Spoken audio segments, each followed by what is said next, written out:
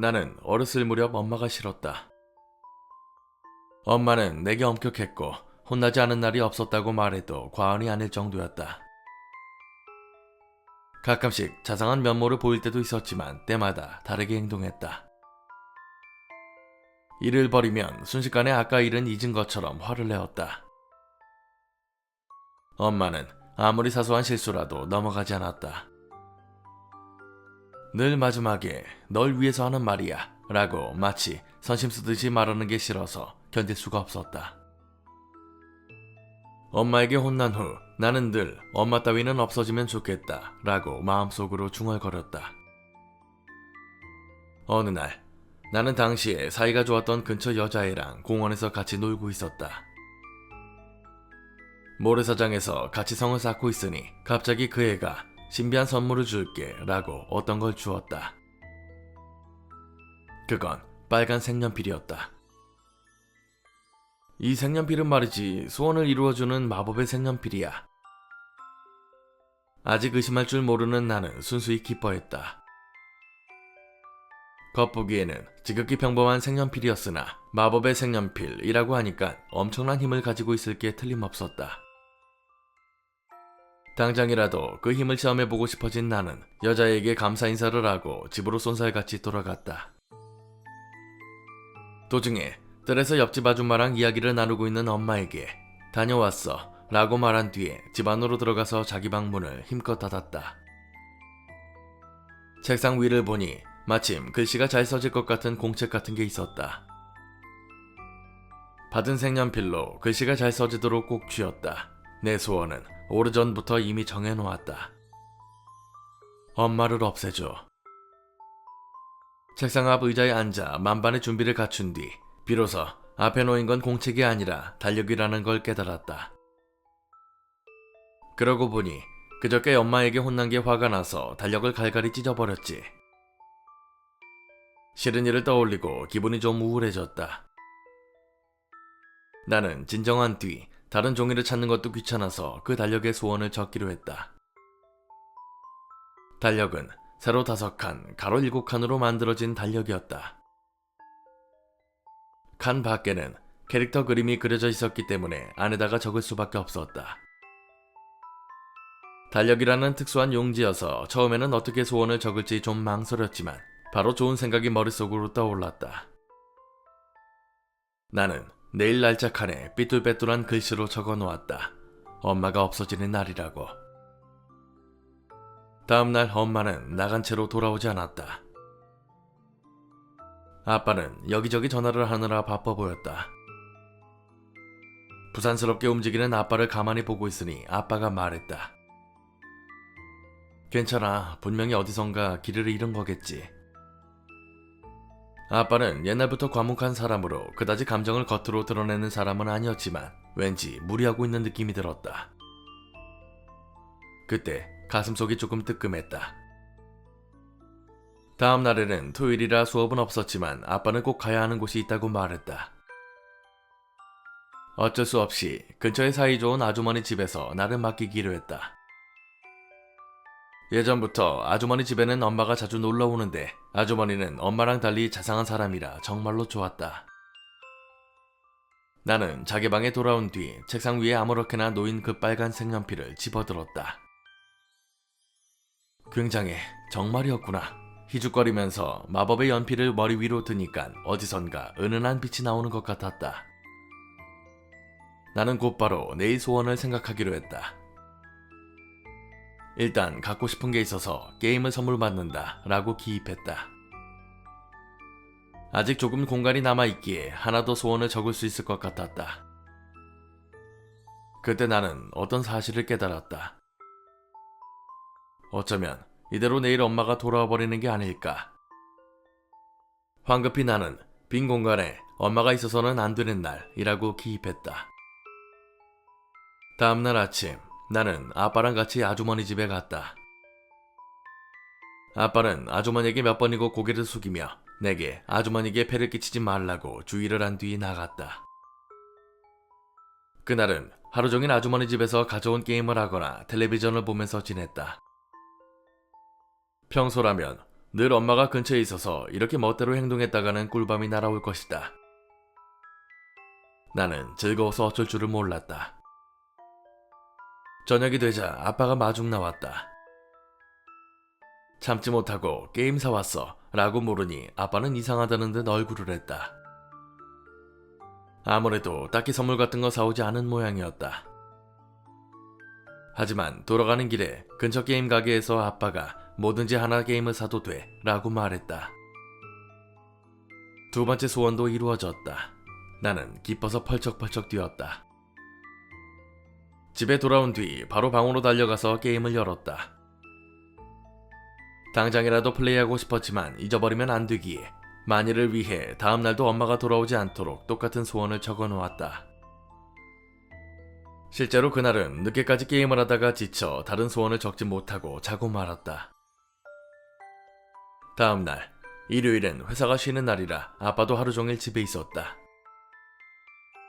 아빠는 엄마랑 달리 딱히 내게 잔소리를 하지 않았으나 딱 한 가지 결점이 있었다.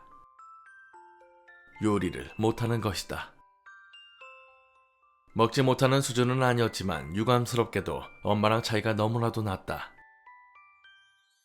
늘 그렇듯이 1인분이라면 괜찮지만 엄마가 없었기에 밥은 전부 아빠가 만들었다. 어제까지 들떴던 내 기분은 급격히 안 좋아졌다. 동시에 왠지 참을 수 없을 만큼 그리운 마음이 들었다. 그렇게 즐겁게 놀았던 게임도 왠지 할 마음이 나지 않는다. 터벅터벅 집으로 돌아가니 책상 위에 놓인 달력이 눈에 들어왔다. 하루 정도 돌아와도 문제 없으려나? 나는 마법의 연필로 내일 날짜에 엄마가 있어도 되는 날이라고 적었다. 아침에 일어나니 아빠는 이미 없었다. 전날에 아빠에게 들었기에 딱히 놀라지 않고 학교에 갈 채비를 했다. 아빠는 내가 일어날 때에는 회사에 가 있기에 내겐 평소랑 다름없는 일상 환경이었다. 하지만 갑자기 등을 얻어맞고 나는 놀라서 돌아봤다. 넌 대체 언제까지 잘 거니? 오늘은 학교 가는 날이잖아. 거기에는 내가 잘 아는 얼굴이 있었다. 이틀 전에는 계속 보아왔던 얼굴이었는데 왠지 부끄러워서 얼굴을 볼 수가 없었다. 자, 얼른 얼굴 씻고 옷 갈아입고 와. 소원은 제대로 이루어졌다. 하지만 내가 정말로 원하던 일을 이루어지진 않았다. 에? 이거 아빠가 만든 밥이잖아. 엄마가 안 만들어줄 거야? 어쩔 수 없잖아. 모처럼 아빠가 만든 거니까 버리면 아깝고. 솔직히 또 아빠 요리를 먹어야 하냐고 낙담했지만 이상하게도 전날 아빠랑 둘이서 먹었을 때보다 맛있게 느껴졌다. 깨닫고 보니 어느샌가 어제 느꼈던 답답한 기분은 사라졌다.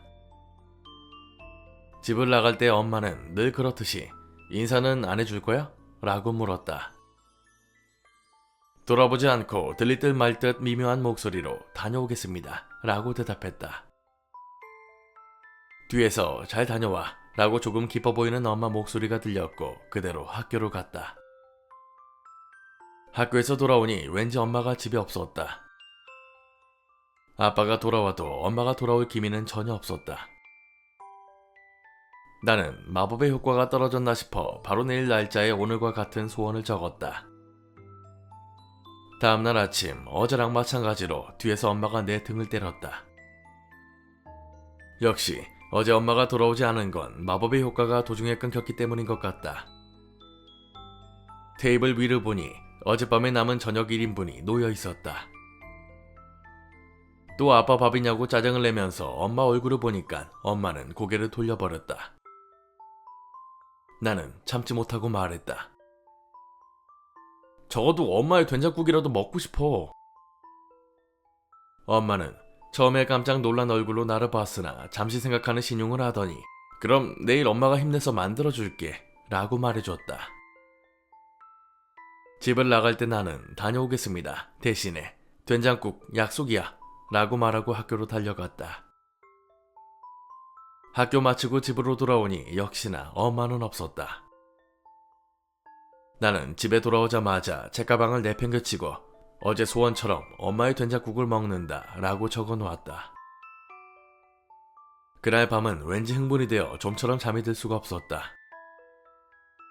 아침에 나는 부엌에서 들리는 소리에 눈을 떴다. 방문을 여니 왠지 좋은 냄새가 나는 것이다. 쿵쾅거리며 부엌으로 가니 엄마가 된장국이 든 그릇을 가지고 테이블 위에 두었다. 너무나도 기쁜 나머지 5분도 채 되지 않아서 준비를 끝마치고 테이블에 앉았다. 그렇게 서두르지 않아도 된장국은 안 도망쳐. 엄마가 웃으면서 나를 보았기에 부끄러운 나머지 시끄러워 라고 말하고 말았다. 오랜만에 먹은 엄마의 된장국은 엄청 맛있었다. 실은 된장국 말고도 만들어달라고 부탁하고 싶었으나 더 이상 사치를 부릴 순 없었다. 게다가 또 소원을 적으면 다른 요리도 만들어줄 것이다. 나는 집을 나갈 때 다녀오겠습니다 라고 힘차게 말했다. 엄마는 늘 그렇듯이 잘 다녀와 라고 말한 후에 왠지 힘내 라고 덧붙이며 나를 배웅해 주었다. 다음날 나는 알람 시계가 울리기 전에 일어났다. 어젯밤 달력에 엄마의 달걀 프라이를 먹는다 라고 적어놓았기 때문이다. 놀래켜주려고 발소리를 죽여서 부엌으로 갔다. 유난히 조용하다 싶어서 거실로 통하는 문을 살짝 열어보았다. 거기에는 엄마는 없었다. 너무 일찍 일어났나 싶었지만 학교에 등교할 시간이 되어도 전혀 나타나지 않았다. 당장 달력이나 마법의 연필을 확인해봤지만 딱히 이렇다 할 이상한 점은 찾지 못했다. 어쩔 수 없이 아빠의 아침밥을 먹고 학교로 갔다. 학교 마치고 집으로 돌아가니까 아빠가 일찍 돌아와 있었다. 아빠는 침울한 얼굴을 하고 있었다. 내가 충격을 받지 않도록 조심하면서 이야기를 해주었다. 엄마는 없어진 그날 이미 죽었다. 오늘 경찰에게 전화가 와서 범인이 자수해 이번 사건이 해명되었다고 한다. 엄마의 시체 확인은 아빠가 혼자서 할 생각이다. 아빠는 천천히 하지만 찬찬히 이야기를 진행했다. 아빠는 신중히 이야기를 했지만 내 머릿속은 혼란스러웠다. 내가 그런 소원을 적었기에 엄마는 죽은 것일까? 엄마가 살아서 돌아온다 라고 적으면 엄마는 돌아오는 걸까? 왜 오늘 소원은 이루어지지 않았는가? 생각해봐도 결론은 나오지 않고 그저 울 수밖에 없었다. 그날 밤 나는 어떤 꿈을 꾸었다. 꿈속에서 나랑 엄마는 같이 아침밥을 먹고 있었다. 내가 된장국을 먹고 있으니 엄마가 갑자기 미안해 라고 사과했다. 엄마, 실은 좀 더 같이 있어주고 싶었는데. 엄마는 아무래도 내가 달력을 찢은 날 싸웠던 걸 신경 쓰고 있었던 것 같았다. 그리고 내가 엄마가 사준 새 달력에 적어놓은 그 소원을 보았던 것 같았다. 나는 이때만큼 자신의 행동을 저주한 적이 없었다. 하지만 엄마는 이렇게 말해주었다. 엄마는 말이지 달력에 엄마가 있어도 되는 날이라고 적은 걸 보고 무척 기뻤어. 미소를 짓는 엄마를 보고 눈물이 멈추지 않았다. 엄마는 곤란한 얼굴을 하면서 한 번 더 미안해 라고 말했다. 엄마, 이제 가야 하나 봐. 그렇게 말하더니 엄마는 점점 사라졌다. 깨닫고 보니 나는 이불로 돌아와 있었다. 베개는 눈물로 축축하게 젖어 있었다. 다음날 나는 아빠에게 마법의 연필과 달력과 함께 지금까지 있었던 일을 숨기지 않고 전부 이야기해줬다. 솔직히 믿어줄 거라고 생각도 하지 않았고 믿어주길 바라지도 않았지만 이야기하지 않고는 견딜 수가 없었다. 아빠는 입을 다문 채 나를 바라보며 계속 진지한 얼굴로 들었다. 이야기가 끝난 후에도 잠시 아빠는 말없이 눈을 감고 팔짱을 낀 채로 미동도 하지 않았다. 거북한 침묵이 몇 분간 흐른 후 아빠가 입을 열었다. 이제 엄마가 없어도 괜찮니? 아빠가 뜻밖의 질문을 해서 나도 모르게 숨을 삼켰다. 나는 머릿속에 엄마의 얼굴을 떠올리면서 힘차게 고개를 끄덕였다. 그걸 본 아빠는 테이블 위에 있던 색연필을 쥐고서 말했다. 그럼 이제 엄마를 푹 쉬게 해주자꾸나. 아빠는 비어있는 내일 날짜에 나도 알 수 있도록 적어놓았다. 엄마가 떠나도 되는 날. 그날로부터 상당히 긴 세월이 지났다. 나는 아침에 일찍 일어나서 아빠랑 같이 식사를 하게 되었다. 처음에는 일어나는 게 어려웠지만 익숙해지고 나니까 하루를 활기차게 보낼 수 있었다. 아빠는 회사에서 돌아오는 시간을 일찍 당겼다. 과묵한 사람이기에 지금도 그다지 가볍게 대화하진 않지만 그래도 예전보다는 미소가 늘어난 것 같았다. 나도 뭐든지 좋으니까 아빠에게 가능한 말을 걸려고 하고 있다. 딱히 이야기를 나눈 적이 없었지만 나도 아빠도 생각하는 건 똑같을 것이다. 천국에 있는 엄마에게 걱정 끼치지 말자. 엄마는 이젠 여기 없지만 지금도 우리 가족을 지지해주고 있다. 어디론가 나갈 때 나는 늘 현관 앞에 있는 엄마 사진을 향해서 한마디 한다. 다녀올게 엄마.